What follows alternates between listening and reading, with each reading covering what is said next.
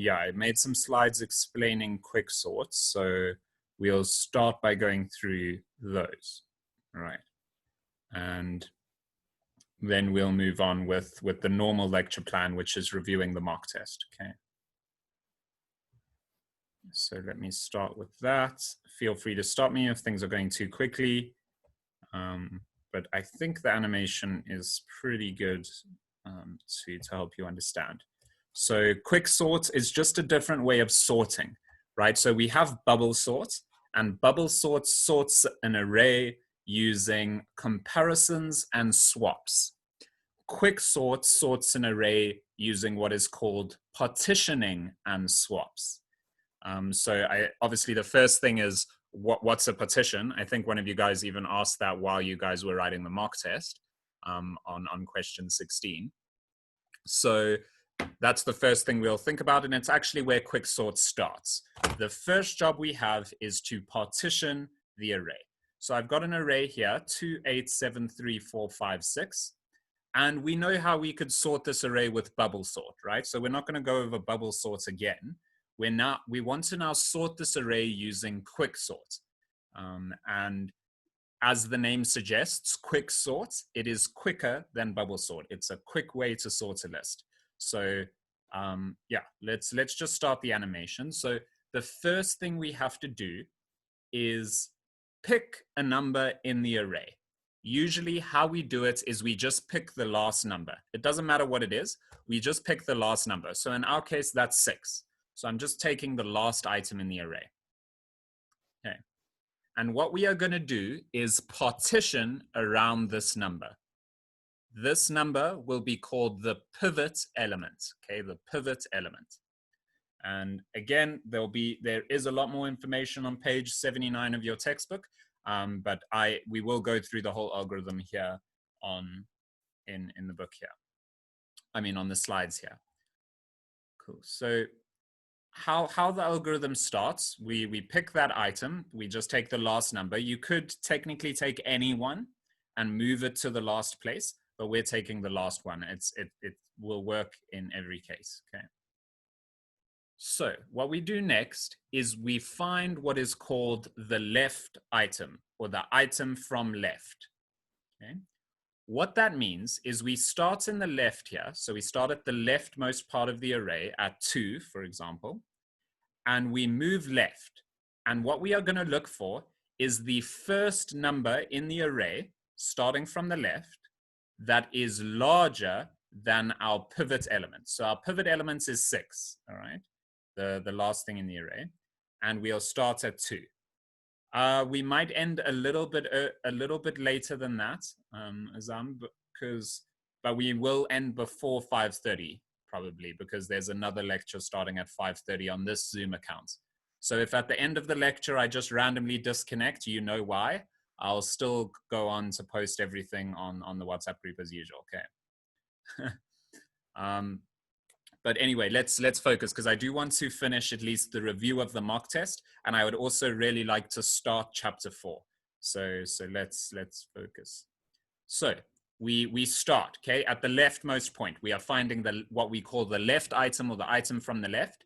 So we ask the question, is 2 greater than 6? Okay, is 2 greater than 6? No, it is not. So we go to the next item. Is 8 greater than 6? Yes, it is, right? So we mark it. That is the left item, right? So that's the first 2 steps. We got the pivot and we found the item from the left. We now have to find the item from the right. So we're going to find the item from the right. Remember, you will have access to all of these slides to go through with the textbook as well. So we now find the item from the right. So we start at 5. And our goal now is to find the first item that is less than 6, starting from the right. So is 5 less than 6? Yes, it is. And so we mark it as right. Okay. So that's the first part of QuickSort. That's what QuickSort does. Then we ask the question, what we do is we say, if the left item comes before the right item, in the array. So you can see the left item is left of the right item here. If that's the case, we're just going to swap them. So in this case, we'll swap 8 and 5. All right. So we just swapped 8 and 5. And that's the first step. Okay.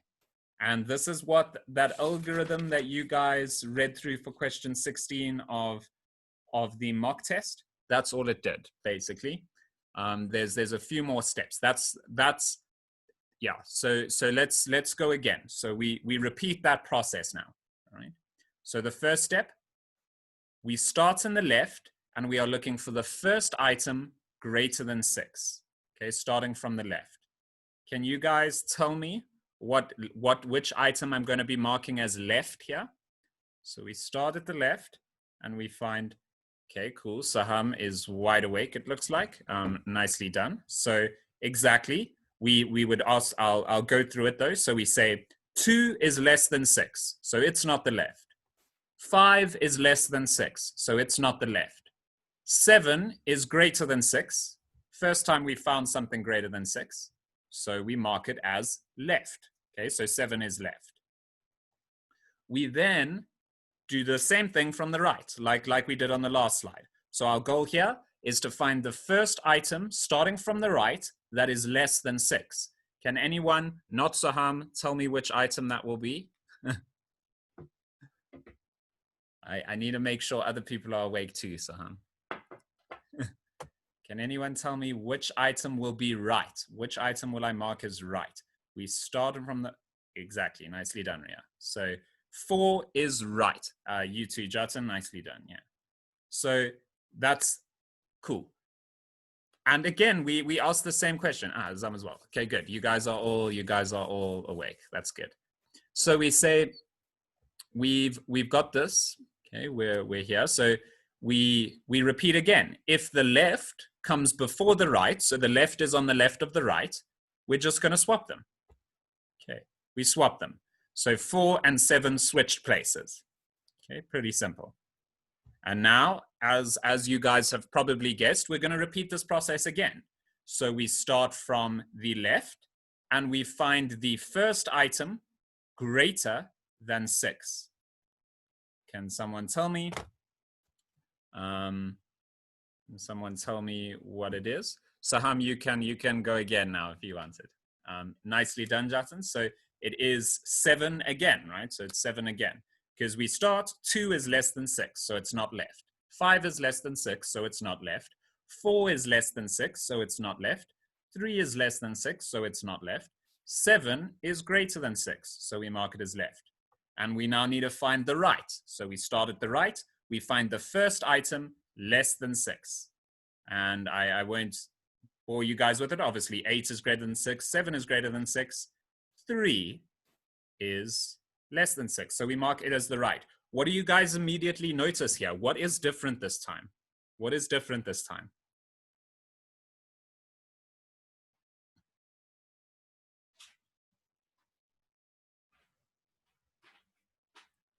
What is different this time? Because remember what our previous rule was. We said if left came before right, then we swap them. Yeah, okay. So things are a little bit weird here, right?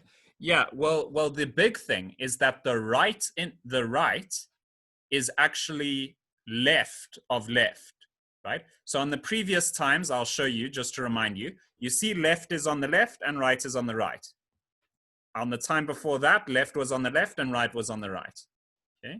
So we repeated this process a bunch and eventually we have arrived at a place where the left item is actually on the right of the right item, okay, which is a bit strange. So clearly this is different, right? Something's changed. And so what we do in this case is instead of swapping them, we're going to swap left with 6, okay? So I'm going to swap 7 and 6 in this case, okay? So you see they swapped. All right.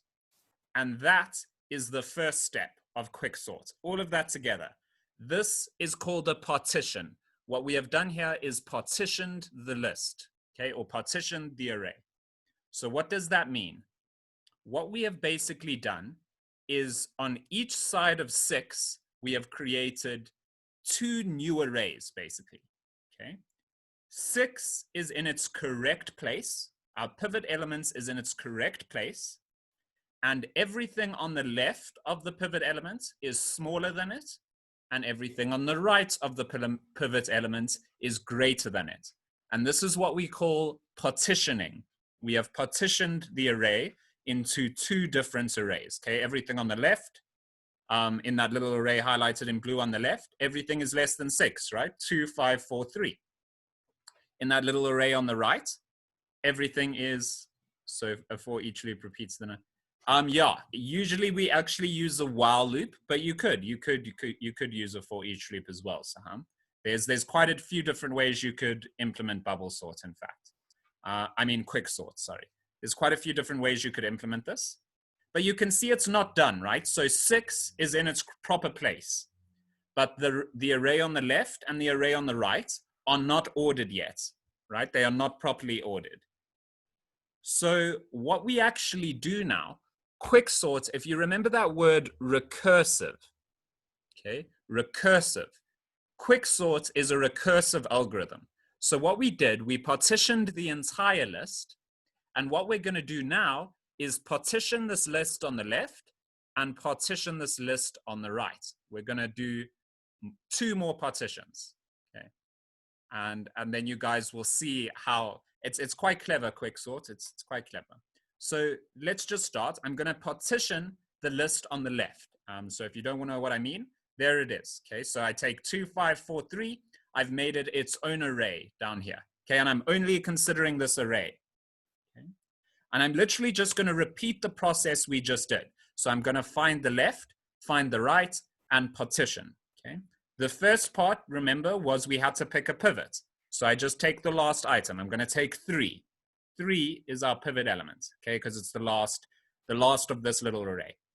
Okay, and then I'm going to find left. So left was the first item starting from the left, greater than the pivot element. Which one is that? It's 5, okay? So we mark that as left. We now want to find the right. So starting from the right, we find the first item less than 3.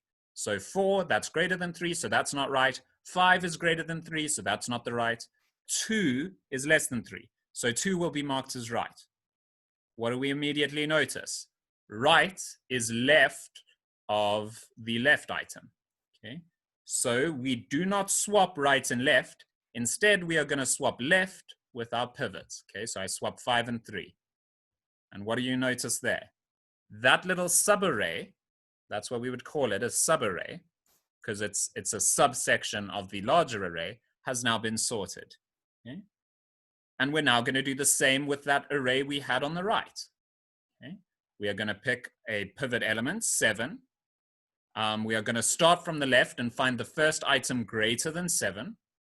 There's only one other item, so we mark that as left, okay? Because it's 8, it's greater than 7. We then want to look for a right. So we're going to start from the right, 8, and we're going to move backwards, and we're going to look for the first item less than 7. Well, you can immediately notice there is none, right? So there is no right in this case, or the other way you could think about it is right went like almost outside. It could not find the right elements, okay? And so what it does then is it just says it's the same as if the right was on the left of the left. And so all we're going to do is swap left with our pivot. So just swap 8 and 7. Now you can see both of the subarrays are sorted, and I can merge them all back into one, and that's it. The array is sorted. Okay. So this is called QuickSort. Okay, QuickSort. The main thing to grasp, guys, the main thing to grasp is that number 1, QuickSort is quicker than bubble sort. How do we know it's quicker? How we know is that if you counted up all of the swaps that happened, okay, all of the swaps, all of the steps that happened, there are fewer steps than in bubble sort. Okay, there are fewer steps. So QuickSort is quicker. That's the first thing to know, and just to have like some kind of intuition about why it's quicker. Then can we code QuickSort so we can see it in action? So I want to go over the mock test now. Maybe when we get to question 16, I'll consider it programming it in full. All of the code is in your book, hey, on page 79 and 80. If we have time next week's lecture, I'll code it up, okay, and then we can program it up. So yeah, but maybe not this week, because I do want to get to the mock test. So, but yeah, we will do it, because it will be an interesting problem, and but it is difficult. Okay, this is quite a difficult thing to program. This is now entering into second year computer science, and you'll even study QuickSort in third year comp sci. So you guys are pretty ahead of the curve here already. Okay, but anyway, so QuickSort is quicker. The next thing to remember, if you remember, bubble sort sorts the list using comparisons and swaps. Okay, QuickSort sorts a list using partitions and swaps. Okay, so that's one big difference, right? That's one big difference that you should remember.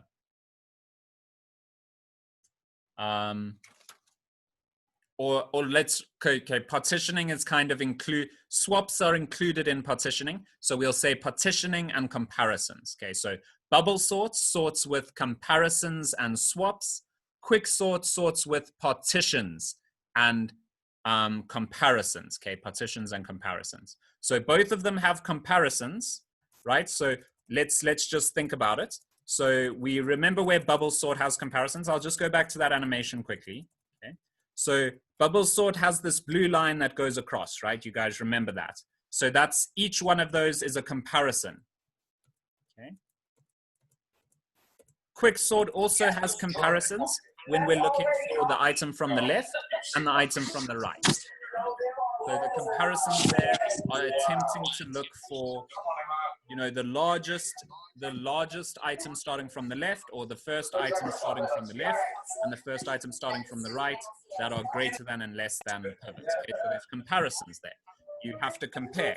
You have to ask, is 2 less than 6? Yes, it is. Is 8 less than 6? No, it's not. So it's the left. So we did 2 comparisons there. Okay? So both of them have comparisons. QuickSort uses partitions and bubble sort uses swaps. So that's QuickSort uses partitions and comparisons, and bubble sort uses swaps and comparisons. So that's the next thing to get. But after that, you'll be able to get the questions in the MTA exam after this understanding. But we will, yeah, I think someone new just joined the lecture. Could you mute your mic, please? I can just do it. There we go. So we've cool. We've got that. So I just wanted to show you guys an example of QuickSort. You have access to the slide if you want to go through it. If we have time, we'll program it up in next week's lecture. But right now, I want to get right on to going over the mock test. Okay, so that's QuickSort. It's in the same slides as bubble sort. It's in the slides called sorting. You have access to them all in that Google Drive folder that I posted on the WhatsApp group. I'll repost it today as well. There's also some nice YouTube videos of bubble sort and QuickSort being explained in Hungarian traditional dancing. So I'll post that on the WhatsApp group as well, which can be quite fun. So it's a pretty weird that it exists, but it's quite cool. Okay. So let's just get started going through this test. It's only been sort of 20 minutes, so that didn't use too much time. So I've already opened up the chapter 3 mock test. So this is just the mock test you guys did last week. And as I promised, we will be going through it now. Okay, we'll go through each question. This one I don't think should take too long. I think we'll be able to get through it. So first question. Arrange the various activities of an application lifecycle in which the order they are likely to occur. Okay, so in which order they are likely to occur is probably a better way of wording it, but hey. Yeah, so So this one's not too bad, and yeah, that's correct, Alma, 100%. So,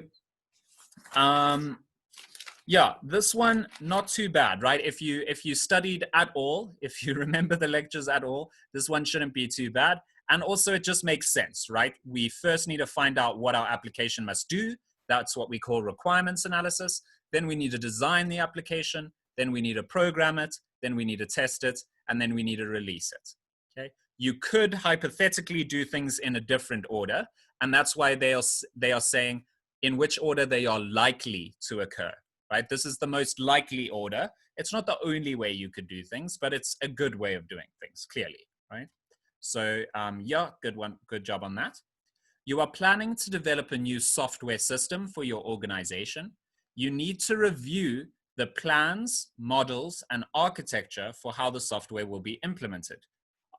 Which of the following activities, in which of the following activities should you review the output? Sorry, grammar's a little bit weird there. But so should we review our plans, models, and architecture in the requirement stage, in the design stage, in the coding stage, or in the testing stage? Yeah, so Saham, be careful there, hey? So in testing, the formal way they define it is to test whether or not our requirements are satisfied by the code we developed. So yeah, we would review plans, models, and architecture actually in the design phase. Maybe it is, using the word review, I agree, is maybe a little bit vague. But yeah, so because obviously we also create the plans, models, and architectures in the design stage. But yeah, so it's B here. Okay, B. You are planning to develop a new software system for your organization. You need to review the systems. Did you? Interesting. Review of which of the... you had B. Oh, okay, good. Yeah, okay, good. I was about to say maybe they marked testing. Because they use the word review here, I agree it can be a little bit complicated, but good. Yeah, so B is correct there. I'm glad you got it right in the test. That's good. I mean, you didn't get much wrong on the test from what we discussed last week. So yeah. You are planning to develop a new software system for your organization. You need to review the system's technical blueprint. Which of the following okay, so before I could even finish the question, yeah, cool.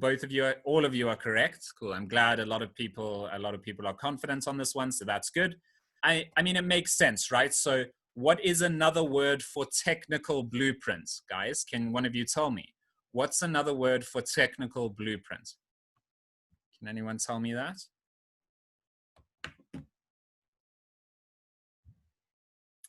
So what's the technical blueprint of our software system? What's the other word that we would use for it? We went over a few different ones in the first lecture of section 3, but I do want to see if anyone knows. It's related to the answer here, so I'd be surprised if none of you got it.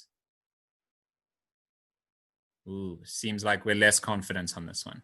So how else would I say technical blueprints? What else could they have said in this question here instead of technical blueprints that would mean the same thing?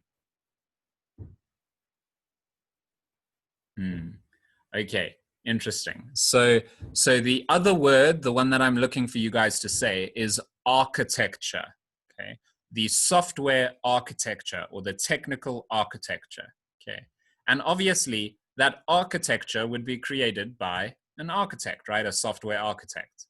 So yeah, that's good. The technical writer, we'll see what they do later, maybe.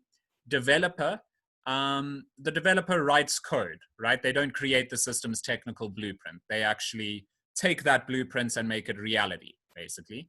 And the user interface designer is designing things. They are not creating the technical blueprint. They're more for the flow of the application and the look of the application. Okay. On to the next one. But this one's going pretty well so far.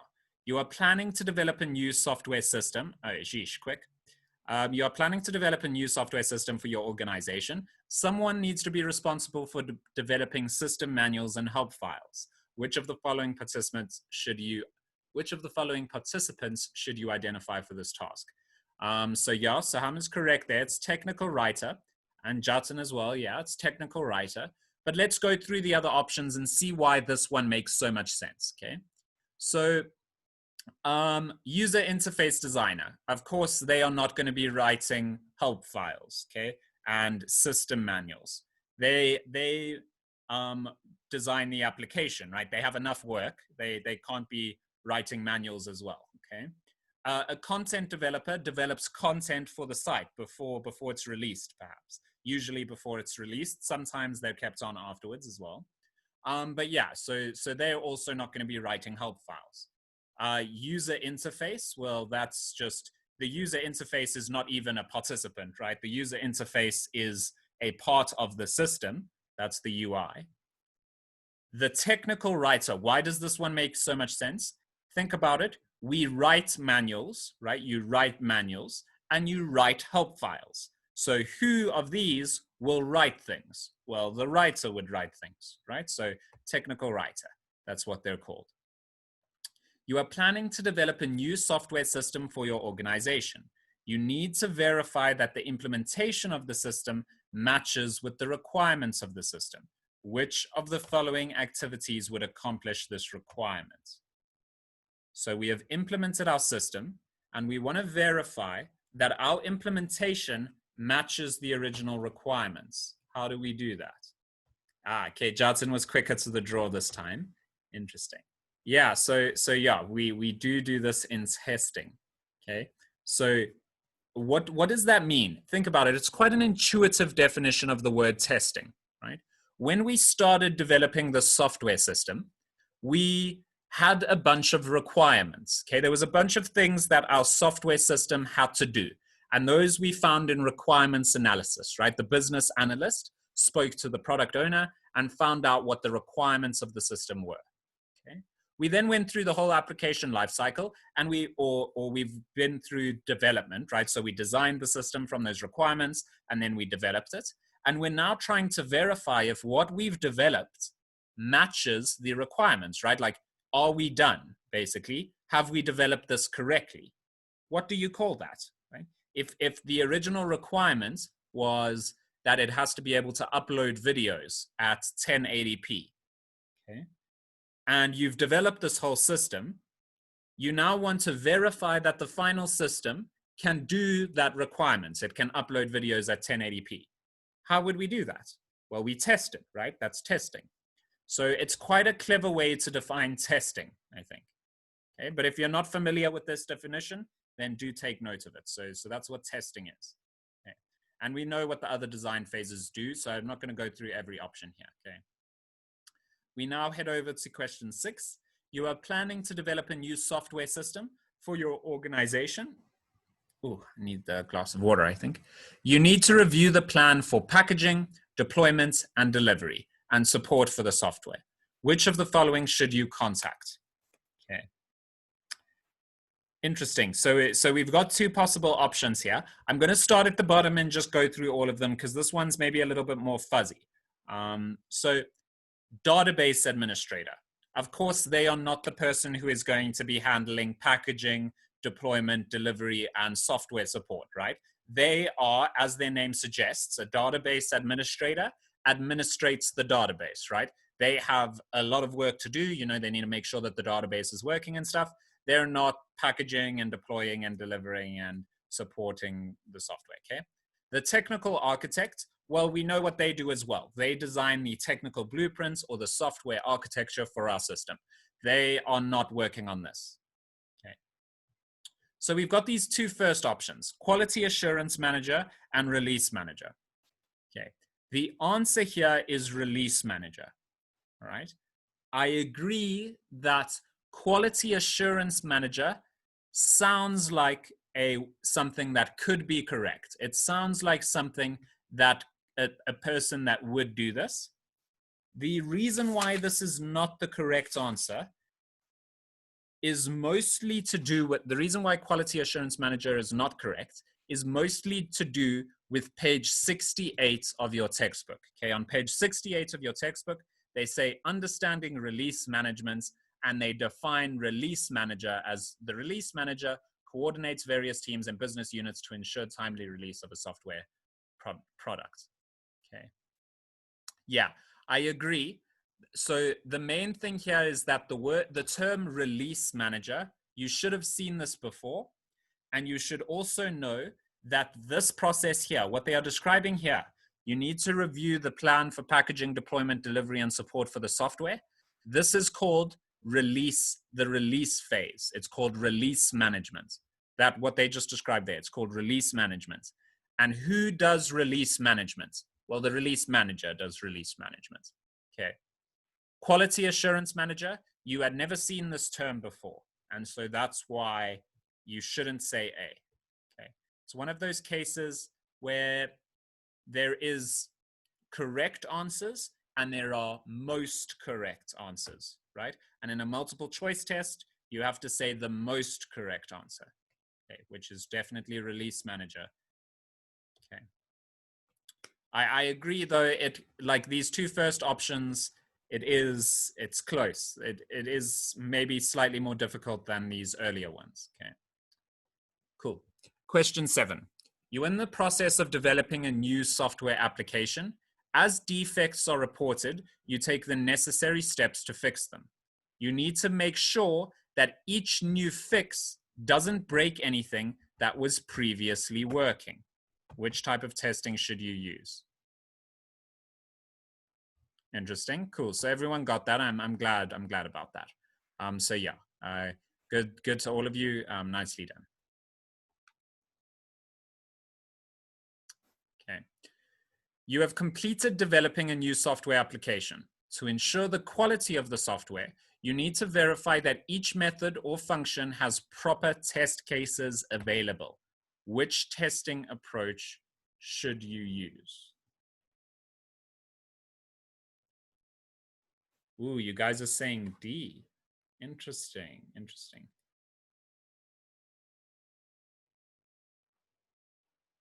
Ah, okay. Cool. So, okay. I'll go through each option here and explain why the answer is, like Thomas says, A. Okay. So let's think about what's happening here. Alpha testing and beta testing have to do with users, all right? Alpha testing and beta testing, the system is finished. It's not or close to finished. The important parts, the functional parts of the system are finished, right? Remember we had these functional and non-functional requirements. When we're entering into alpha and beta testing, most of the functional requirements are done, okay? They're finished. The non-functional requirements like security, scalability, usability, maintainability, all the ITY words, those non-functional requirements, we haven't handled them yet, but we've done the functional requirements and we now want to give the system to users to see if the functional requirements are working as they expect, okay? So if there is no mention of users or feedback or anything like that, then alpha testing and beta testing are out, okay? Because alpha testing and beta testing have specifically to do with giving our product to users, okay? To use, early users, we would call them. Okay? So the answer here was either A or B, okay? White box testing or black box testing. White box testing, if you guys recall, means that we use our knowledge of the code to improve our testing, okay? Black box testing is we only test inputs and outputs. We don't know what's going on internally, right? So why is white box testing more appropriate here? Why is it the answer? Well, we say you need to verify that each method or function, you guys know what methods are and functions, you need to verify that each method or function has proper test cases available. Well, the only way we could verify that each method has proper test cases available is if we know the methods inside the code, right? You would need someone who actually knows how to code, who maybe even programmed that system to be able to verify that each method has proper test cases available. And so the answer is A, white box testing. on to the next one. You have completed developing several major features of a new software application. You plan to provide an early look at the product to important customers to gather some early feedback. Your application still misses features and you haven't yet optimized. Test case. What is to test case? Where do you say this? What do you mean? Could you explain, Jatin? I don't quite understand what you're asking.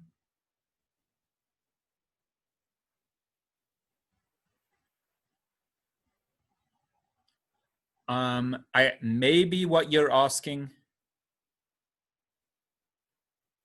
Sorry, my English. Okay. Section 8, question 8. Okay. You have completed developing a new to ensure that you need to verify that each method. Oh, okay. Test cases. I understand what you're asking now.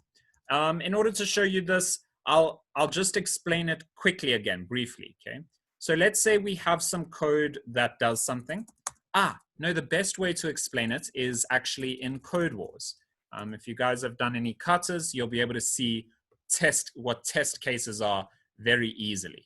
Okay, so I'm going to open up the sort numbers cutter quickly just to show you guys what's going on here.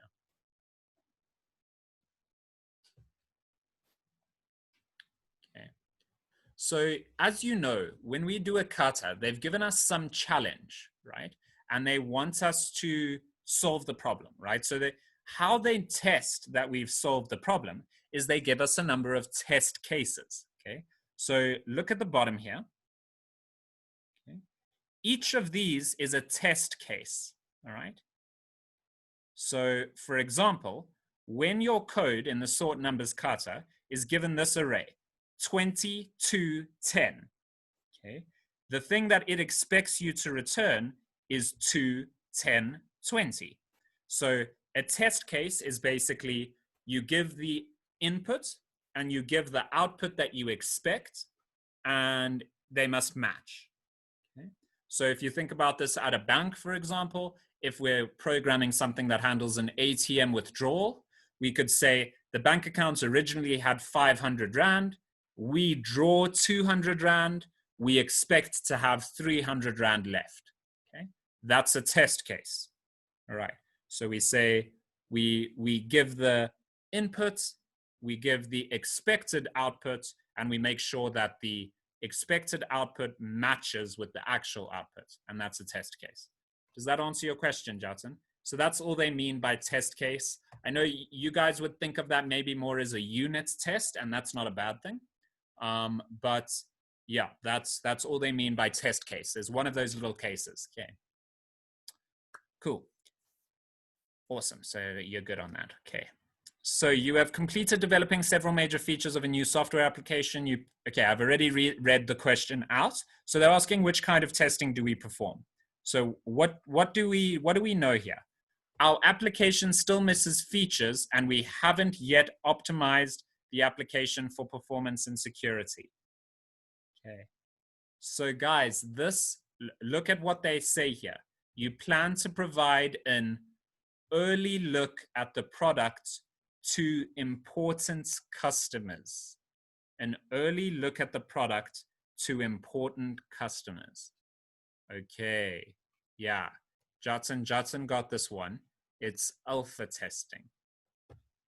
Okay, alpha testing. So this is basically this, you plan to provide an early look at the product to important customers to gather some early feedback. That is the definition of alpha testing. Okay. That is the definition of alpha testing. So that's the most correct here.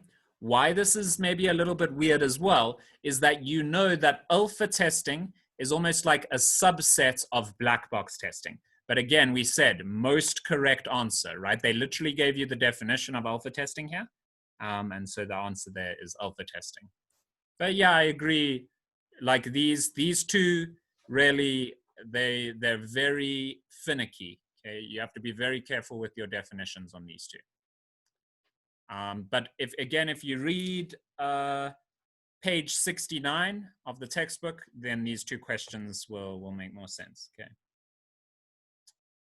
On to question 10. They're more interesting now, I think, and clearer, right? So these are more clear tests of knowledge. You are developing a new application that optimizes the processing of a manufacturing plant's operations. You need to implement a data structure that works as a buffer for overflow capacity. When the manufacturing capacity is available, the items in the buffer need to be processed in the order in which they were added to the buffer. Which data structure should you use to implement such a buffer? Okay, cool. I'm glad two of you said Q.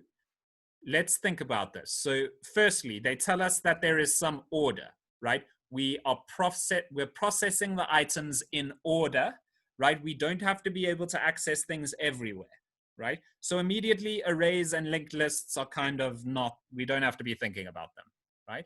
So it's stacks and queues that have some kind of order, okay? Stacks, the last thing in is the first thing out, right? So stacks have reverse order.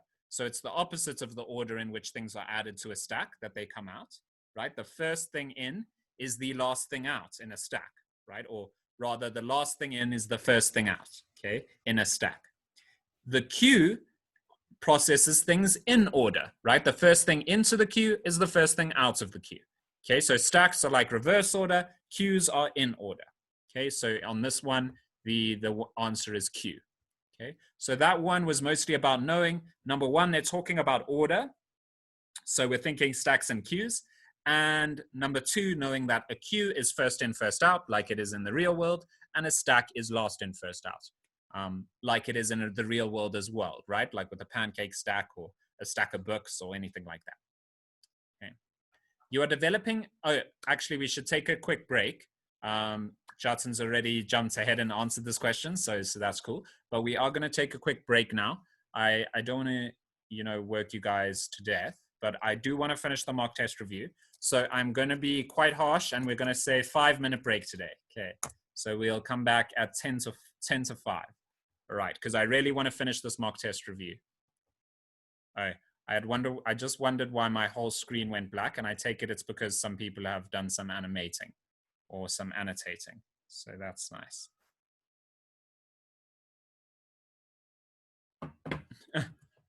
That is crazy that you can do this in Zoom.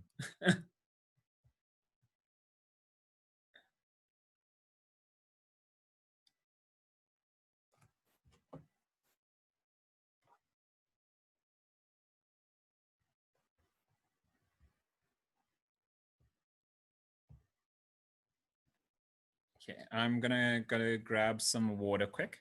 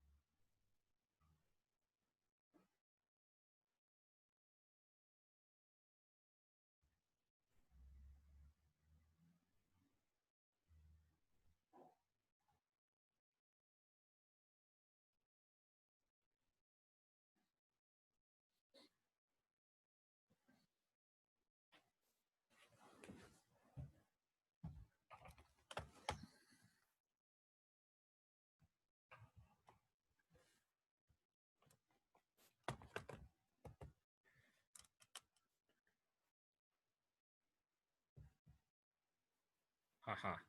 I'm armed with an eraser now, so that's good. Cha cha cha cha.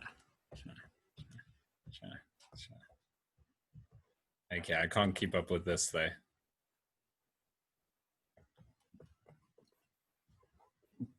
Fun game to play during the break though.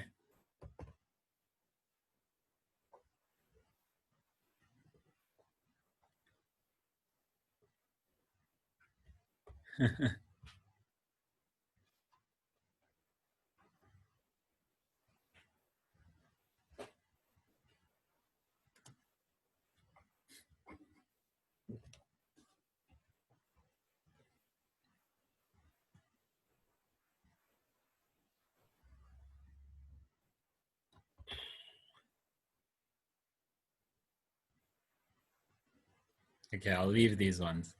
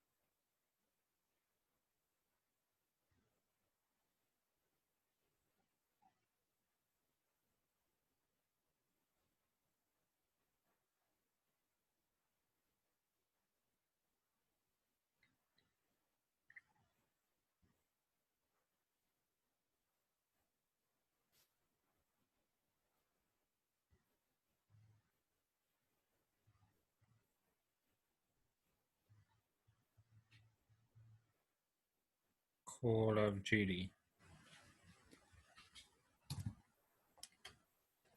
Coding. Ah, nice. Good stuff. So let's start again. Question 11. All right. Ooh, not sure what happened there. You're developing a new application that optimizes the processing of a warehouse's operations. When the products arrive, they are stored on warehouse racks.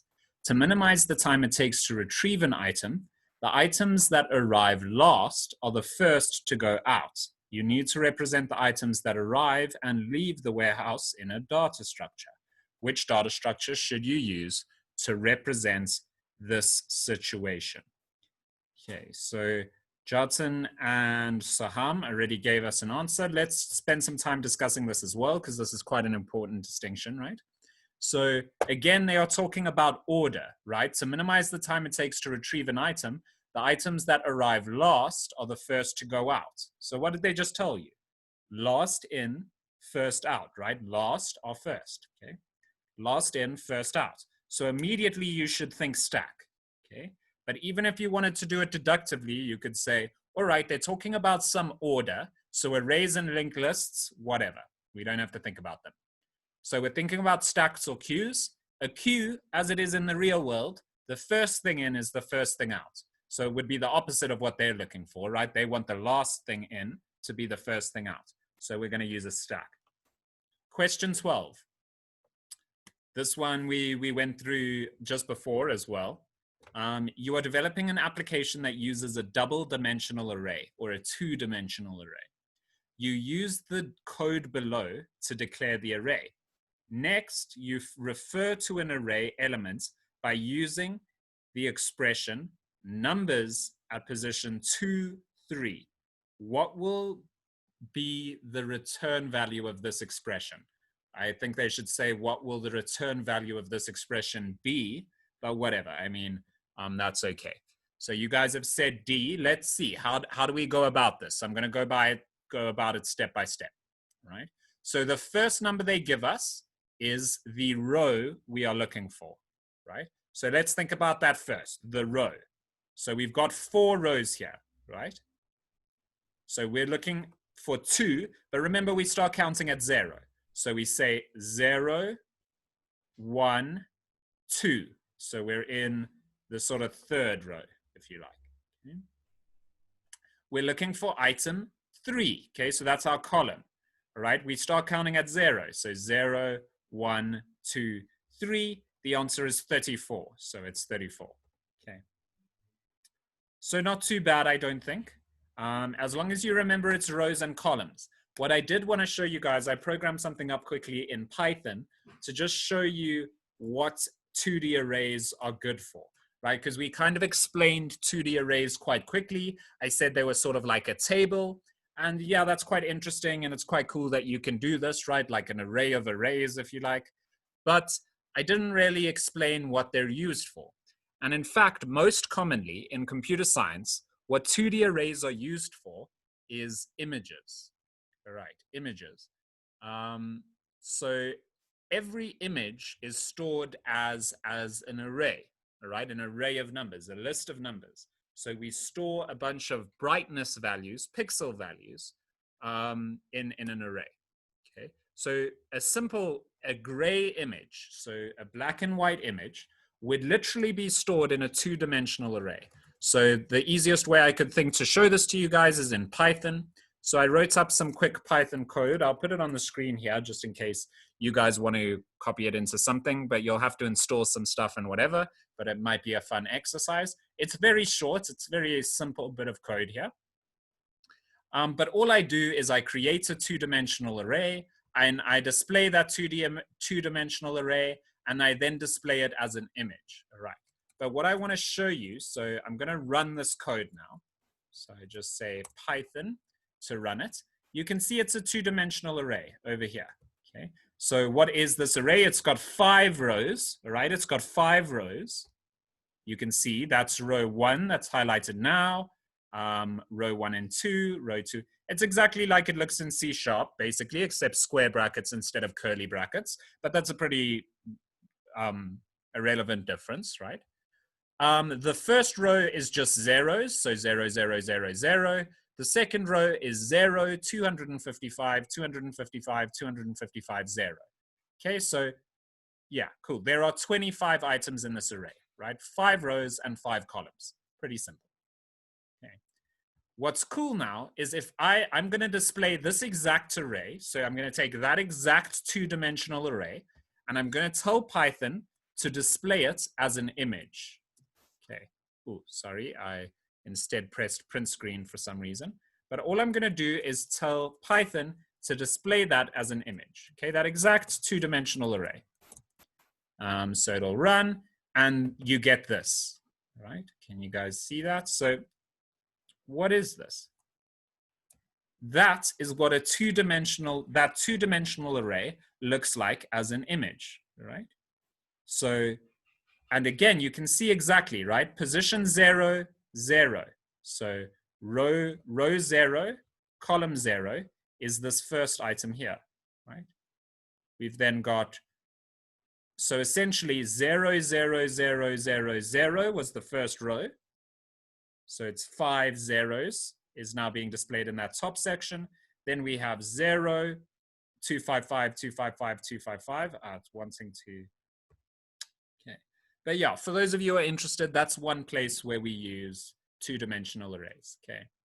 And you could see I could make like some of them gray as well. I could just change the 2D array in some places. But yeah, I just wanted to show you that that's where two-dimensional arrays are used, okay. They are images, basically.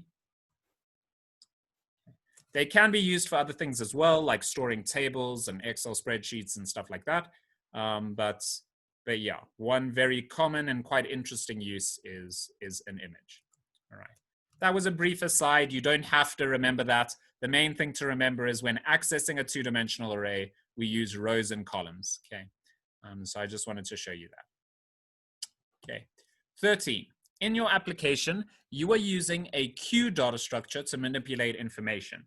You need to find whether a data item exists in the queue, but you don't want to actually process that data item yet. Which of the following operations will you use? Interesting that you guys are saying C here. So what does C do? Guys, what does peek do? When I have a queue and I want to see the next item, I would use peek, right? Notice what this is saying.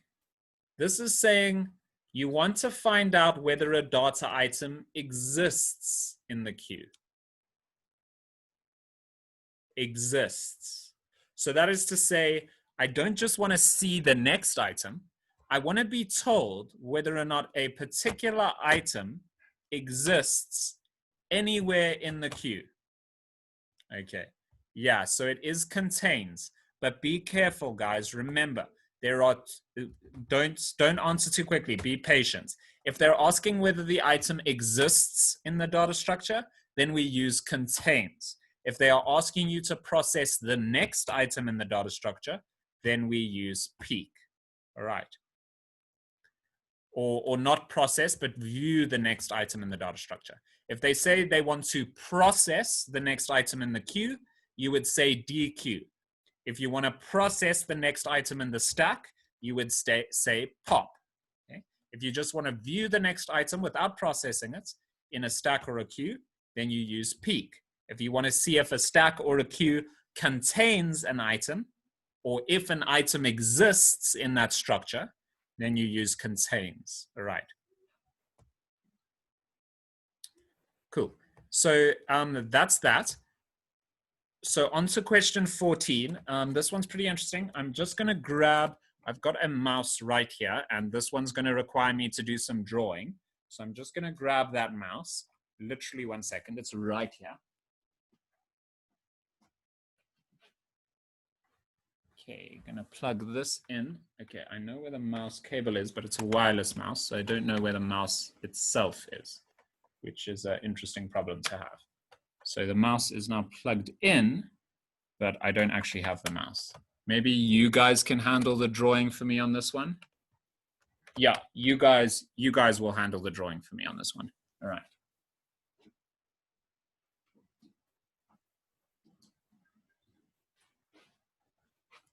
Since you guys are so good at this annotation thing, you guys can handle this one. All right, so we're going to create a new stack. I'll handle that first bit. So I'm going to put, I've done that first line. So we're running through the code.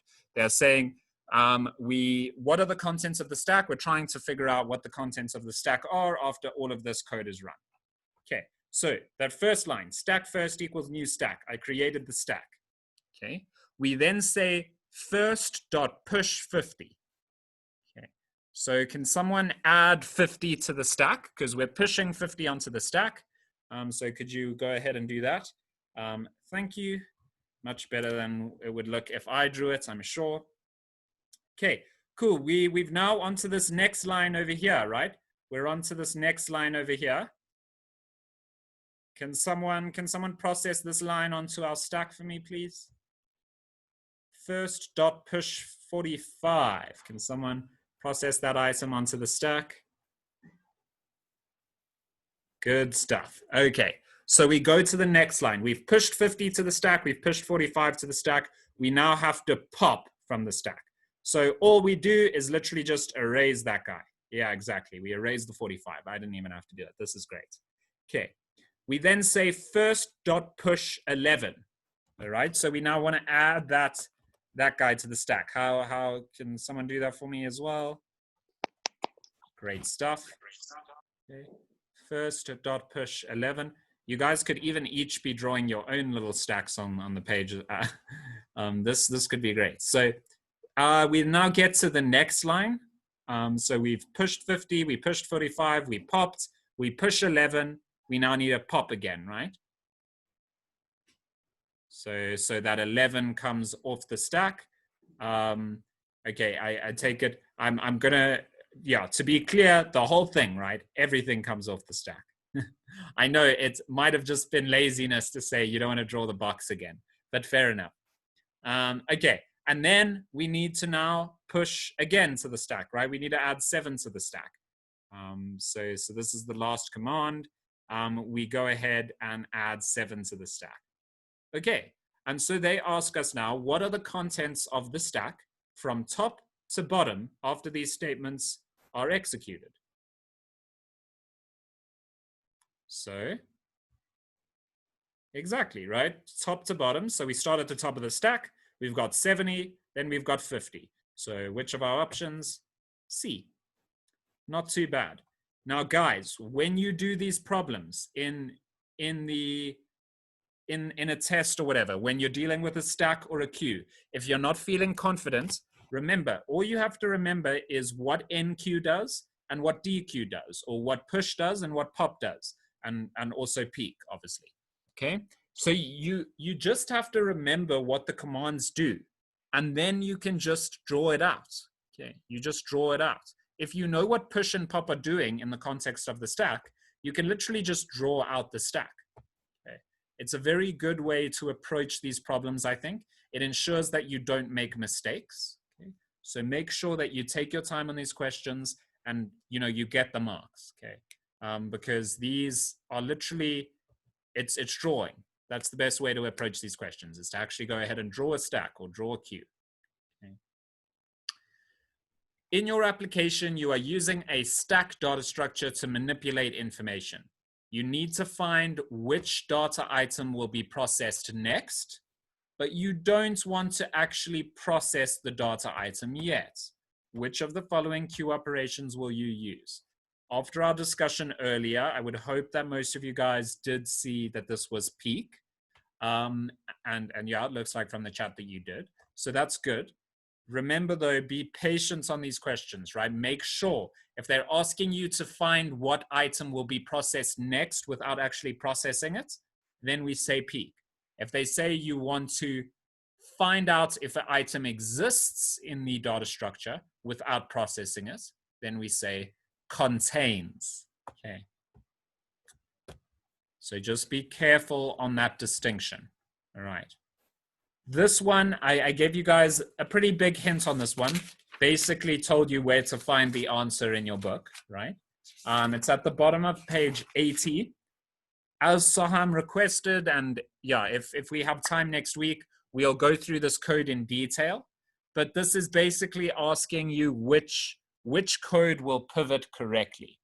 If I look at this briefly, okay, so I'm going to spend a pretty short amount of time on it.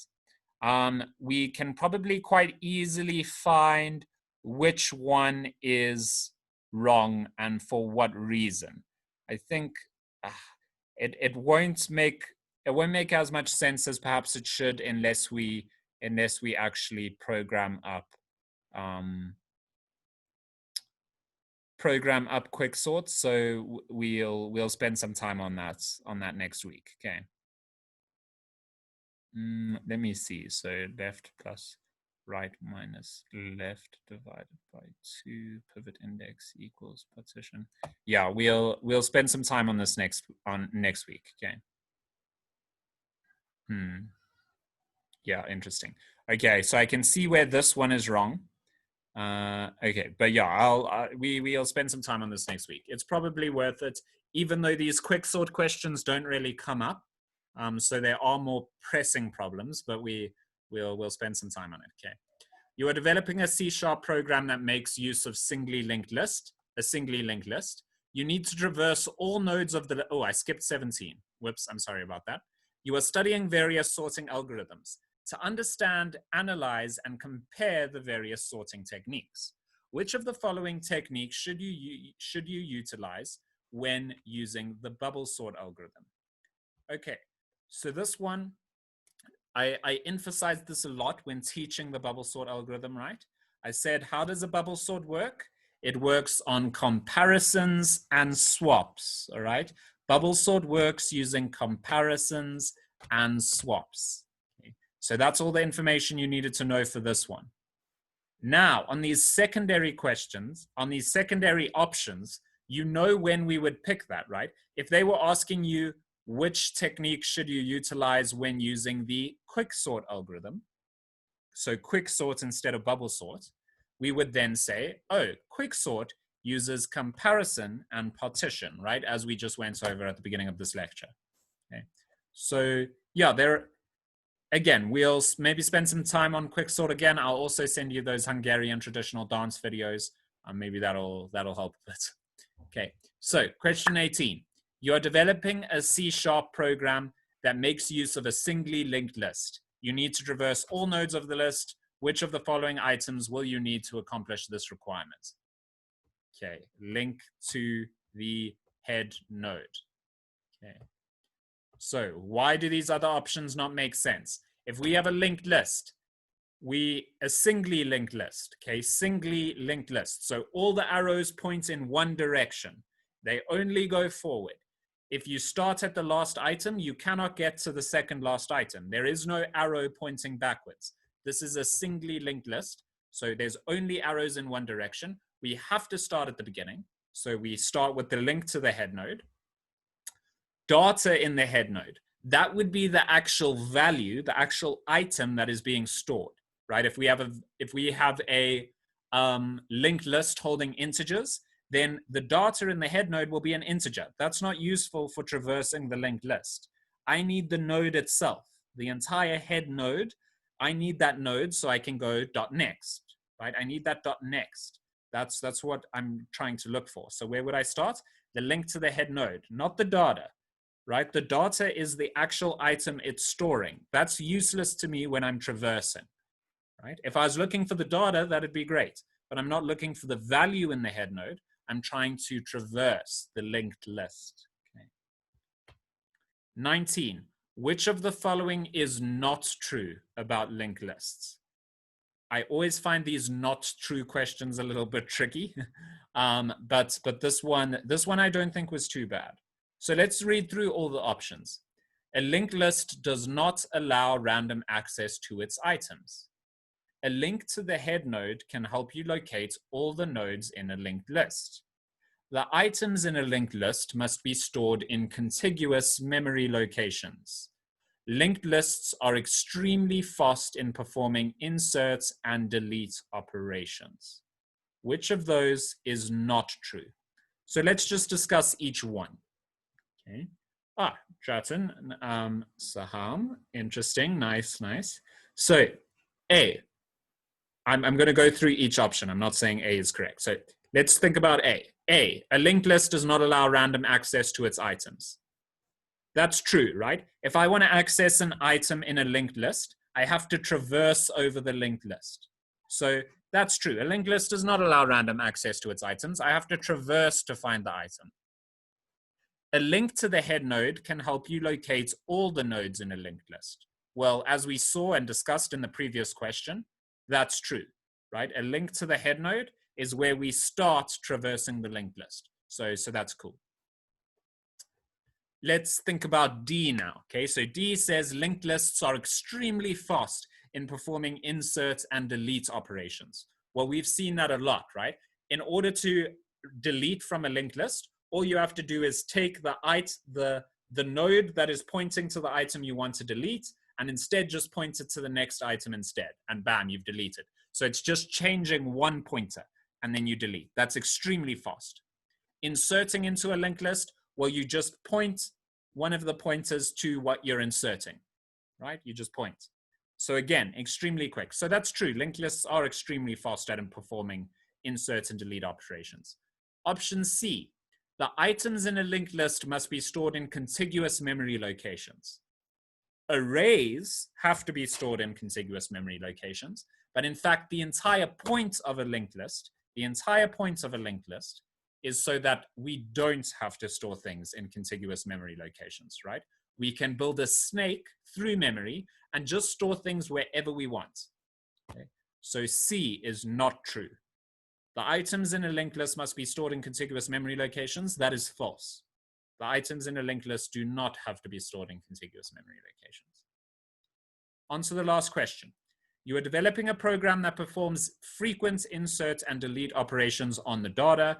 Your requirement also dictates the capability to access previous and next records when the user clicks the previous or next button. Which of the following data structures will best suit your requirements? Now, there was a spelling mistake here, right? D, they missed out the letter D. So oobly linked list is supposed to say doubly linked list, okay? So what does a doubly linked list mean? It means that each node stores the pointer to the next node and the previous node. So that's pretty cool, right? They say previous and next records.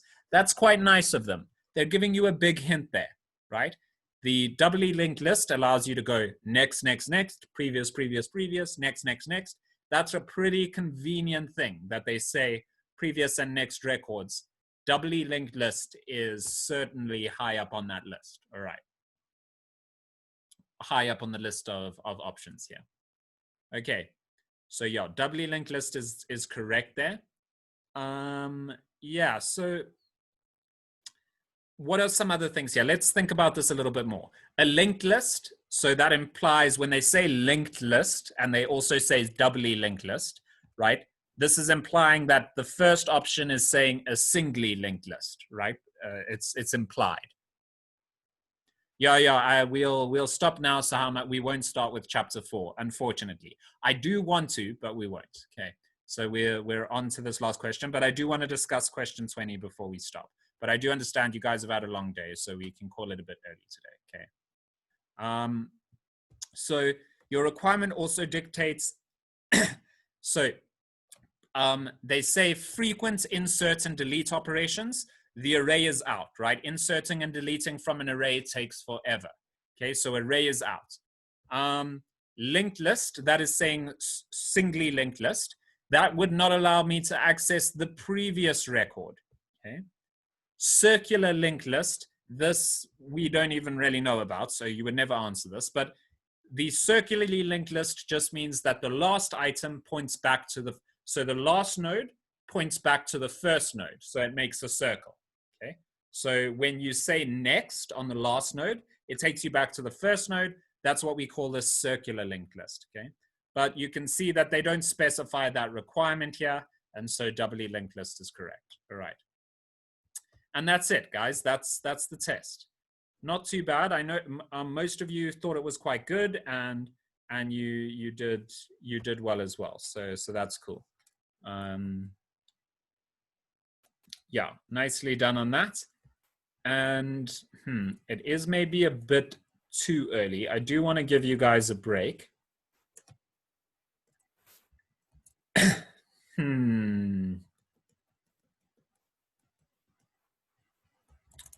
Okay. We won't do this then. Okay. I'll give you guys a break. I do know you've had a long day. It's already 5:15. It's a bit unreasonable. But one thing. For next week's lecture, please have this prepared. I know I told you last week as well, but just make sure. For next week's lecture, I want you guys to have a folder called whatever you want. I just called mine site. Yours can be the name of whatever your website will be called or whatever. I just called mine site. Inside that, you must have a file, 3 files, okay? One called .html, another called .js, another called .css, okay? So they can have whatever name, but the extensions, the first one has to be .html. The second one should be script or scripts.js. The third one should be style or styles.css, okay? So you want those 3 files. I also have a folder called assets. And in that folder, it's just got a GIF of a random GIF. You can find any GIF you like on the internet and just save it in that folder. Okay? If you have that sorted out by next week, then we'll be able to make a nice little web page in next week's lecture to start off chapter 4. Okay. So please have this folder prepared on your computer for next week, and just have some kind of text editor. Notepad will do, or whatever, you know, any text editor, just like this, random text editor, very simple. A text editor like that, please have one on your computer ready for next week. Okay, so that's all. I'll leave it there, and I'll let you guys off early today because I know it has been a long day. Okay. But yeah, with that, thank you guys for coming, and see you next week. Hopefully the times will be normal again. Wait, before you go, can one of you tell me you don't have any weird things on your schedule next week, right? Can we go back to 3 o'clock? Will it be okay? Or don't you know yet? Okay, cool. Just keep me posted on that, please. But yeah, I'll ask the day before as well. Okay, so I'll ask on Tuesday next week. Okay, I'll make sure I ask you guys and clarify. Cool. Cheers, everyone. Bye-bye. No problem. Thank you for coming. Cheers.